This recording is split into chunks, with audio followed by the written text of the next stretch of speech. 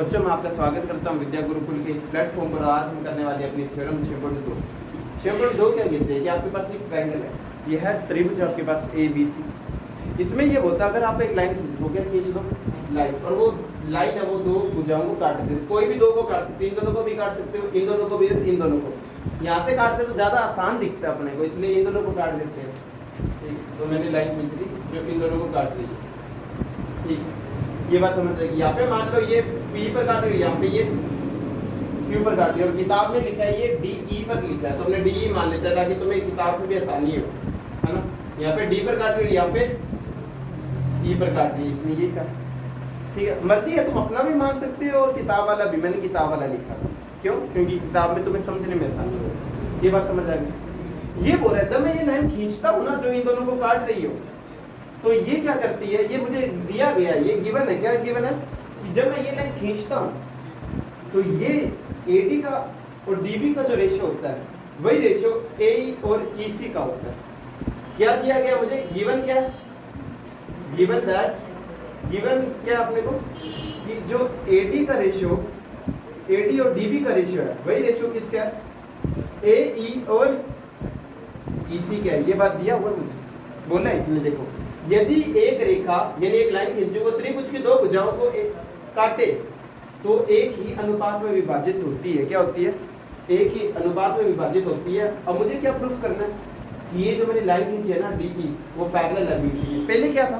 पहले मुझे दिया था कि DE जो लाइन है वो पैरेलल थी BC के, और मुझे ये चीज प्रूफ करनी थी। इस बार मुझे ये चीज दे दी, ये चीज दे दी, और मुझे क्या बोल रहा है वो? मुझे वो बोल रहा है कि इस बार मुझे DE लाइन को पैरेलल प्रूफ करना है BC के। तो सिद्ध क्या करना है? लिख दो, सिद्ध क्या करना है? सिद्ध करना है क्या? सिद्ध ये करना है कि जो DE लाइन है ना वो पैरेलल है किसके? BC की। पहले मुझे ये चीज दी थी और ये चीज निकालनी थी, इस बार ये चीज दी और ये चीज निकालनी। तो मैं क्या मानता हूँ, अब अपने ज्यूम करेंगे DE पैरेलल है ही नहीं। ठीक है, मैं क्या मानूंगा कि एक पॉइंट है यहाँ पे E, क्या पॉइंट E डैश, ये E था तो मैं इसे E डैश मान लेता हूँ। मैं मानूंगा कि D से जो E तक लाइन जा रही है ना, ये वाली लाइन, ये वाली लाइन दिख रही है, ये वाली लाइन पैरेलल है BC। तो मैंने क्या रचना करी, मैंने क्या की? रचना, कंस्ट्रक्शन करी। क्या कंस्ट्रक्शन करी कि D से E डैश तक एक रेखा का निर्माण किया, रेखा का निर्माण किया, निर्माण किया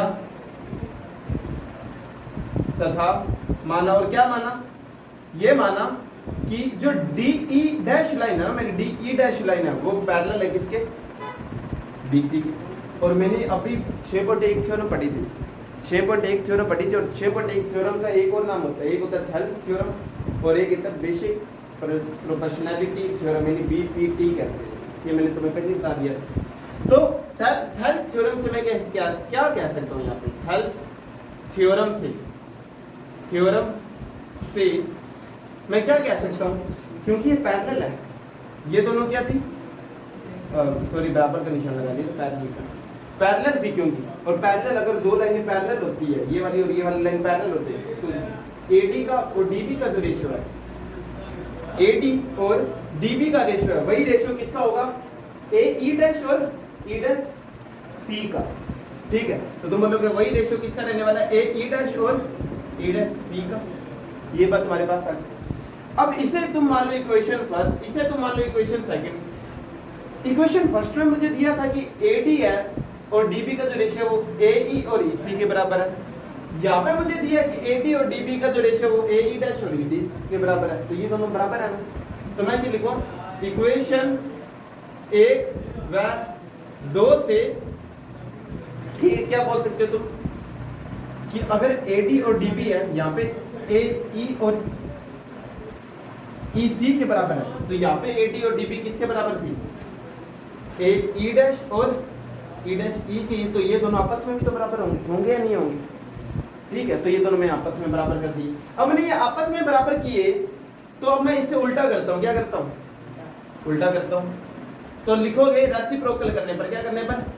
रेसिप्रोकल, उल्टा करने पर, रेसिप्रोकल करने पर करने पर क्या हो जाएगा, उल्टा करने पर। इसे मैं क्या लिख सकता हूँ, ई सी नीचे था ऊपर चल जाएगा, ए ऊपर था नीचे चल जाएगा, ठीक है, ये आ गया।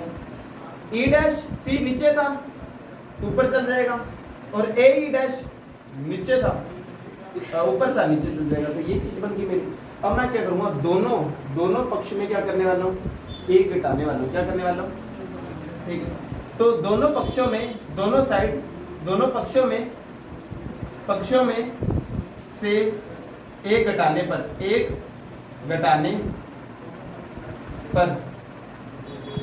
एक घटाने पर। अब तुम इतना नोट डाउन करो, पहले कर लिया तो तुम लिखोगे इस चीज को मैं कैसे लिख सकता हूँ बताना।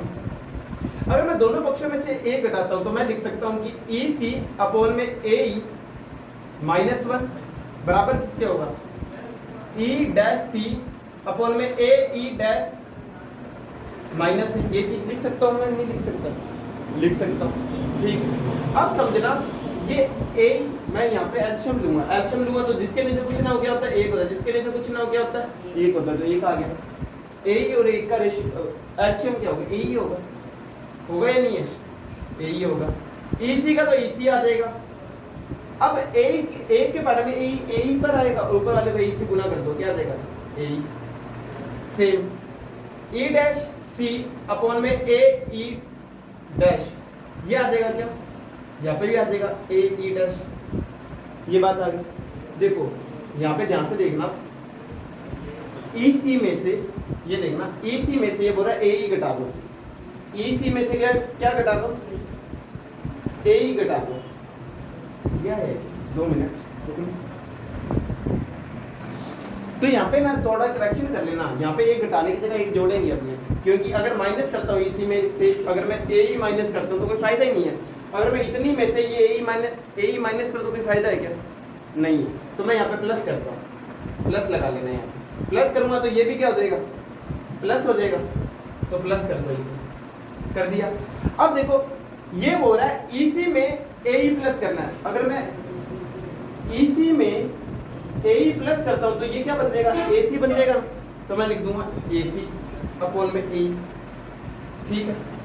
और मान लो अब ये क्या बोल रहा है, अब ये बोल रहा है कि ई डैश सी प्लस क्या करना है मुझे, ए ई डैश, ठीक है, यानी मुझे इस वाले में इस वाले को जोड़ना है, तो भी तो क्या बन रहा है, ए सी बन रहा है, बन नहीं रहा है, बन रहा है ना, तो ए सी अपॉन में ए ई डैश सी बन जाएगा, ए सी से ए सी कैंसिल हो जाएगा। तो मैं क्या कह सकता हूँ कि ए ई है ना वो बराबर आने वाले किसके, ए ई डैश के। ये बोल रहा है, अब समझे नहीं इसमें क्या बोला, ये बोल रहा है कि ए ई डैश, क्योंकि देखो क्या बचेगा, ए ही बचेगा, यहाँ पे ए ई डैश बचेगा, नीचे ऊपर ले जाऊंगा तो ये चीज बनेगी मेरे पास। अब यहाँ पे तुम ध्यान से सुनना, ये क्या बोल रहा है, ये बोल रहा है जितना ये है ना ए से लेकर ई डैश तक, उतना ही ना ए से लेकर ई तक, ऐसा हो सकता है क्या, जितनी ये जितनी लंबाई ये है उतनी लंबाई ही ये है, तो इसका मतलब ये दोनों बराबर रहे होंगे, ये दोनों एक ही पॉइंट रहे होंगे, तो ही तो बराबर हो सकती है। समझ आया, मैंने क्या बोला कि यहाँ से तुमने भागना स्टार्ट किया, यहाँ पे ई था और यहाँ पे ई डैश था, मान लो ये ऐसे बोल रहा है, तो ये बोल रहा है जितना ये दूरी है उतनी ए से लेके ई डैश तक की दूरी है, ये वाली दूरी है यहाँ तक, तो इसका मतलब ये दोनों पॉइंट क्या है, बराबर है, इनके बीच की दूरी क्या बराबर है। तो मैं कह सकता हूँ ना यहाँ पे कि ई गंगाधरी शक्तिमान है, ई ही ई डैश है, तो तुम यहाँ पे लिख दोगे ई ही ई डैश है, तो ये बात समझ आ गई।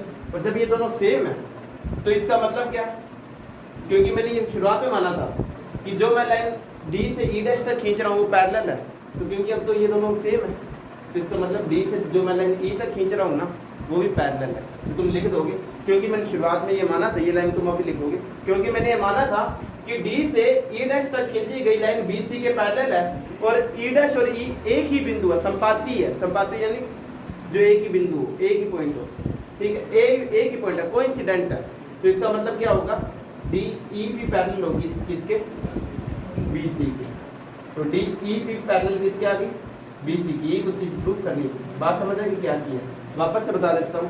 थ्योरम थी अपनी 6.2, इसमें क्या था, इसमें बोला कि एक मेरे पास ट्राइंगल है, उस ट्राइंगल में मैं एक लाइन खींच रहा हूँ डी, ये डी ई लाइन है, ये इससे सेम रेशियो में डिवाइड कर रही है, यानी जो रेशियो ए डी और डी बी का है वही रेशियो ए ई और ई सी का है। तो मैंने ये लिख दिया, यानी मुझे चीज दी हुई है, प्रूफ करना है कि ये जो डी ई लाइन है ये पैरेलल है इसके बी सी का।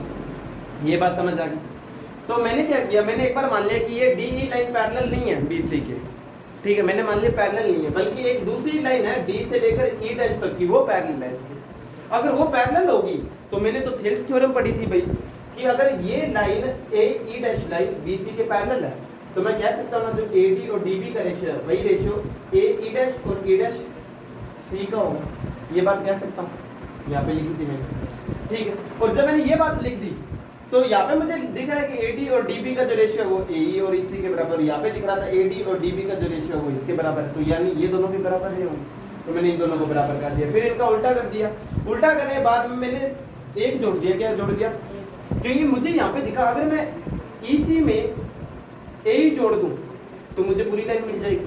सेम अगर मैं ई डैश सी में एक जोड़ दूं तो मुझे ए ई डैश मिल जाएगा, ठीक है। तो मैंने ये काम किया, मैंने यहाँ पे एक जोड़ा तो मेरा क्या बन गया, ए सी अपॉन में ई और ए सी अपॉन में ए ई डैश, ए सी से ए सी कट जाएगा और जो चीज़ बनेगी उसका रेसिप्रोकल अगर मैं उल्टा करूँगा तो ये आएगा ए ई बराबर ए ई डैश, यानी जितनी दूरी ये है उतनी दूरी ये है, इसका मतलब ये दोनों लाइनें असल में सेम ही है, ठीक है। इसका मतलब ई ही ई डैश है, ई ही ई डैश है, या तुम ऐसे भी लिख सकते हो क्योंकि अब ये दोनों सेम है, ये दोनों सेम है, तो तुम इक्वेशन नंबर 2 में क्या कर सकते हो, इक्वेशन नंबर 2 में ये वाली वैल्यू रख दोगे और ये वाली वैल्यू रख दोगे तो इसका क्या आ जाएगा, हमारा आंसर आ जाएगा, नहीं आ जाएगा, सेम ये चीज़ बन जाएगी। तो कैसे भी लिख सकते हो, तुम्हारा दिमाग कैसे चल रहा है वो तुम्हारे ऊपर डिपेंड करता है, ठीक है। इसे अपने कन्वर्स ऑफ बीपीटी क्या कहते हैं, इस थ्योरम का एक और नाम होता है कन्वर्स ऑफ बीपीटी, यानी जो अपनी बेसिक प्रोपोर्शनैलिटी थ्योरम थी उसका उल्टा है ये अपने कह सकते हैं थेल्स थ्योरम का कन्वर्स है, ये थेल्स थ्योरम का क्या उल्टा है, तो कैसे भी बोल सकते हो, 6/2 भी लिख सकते हो।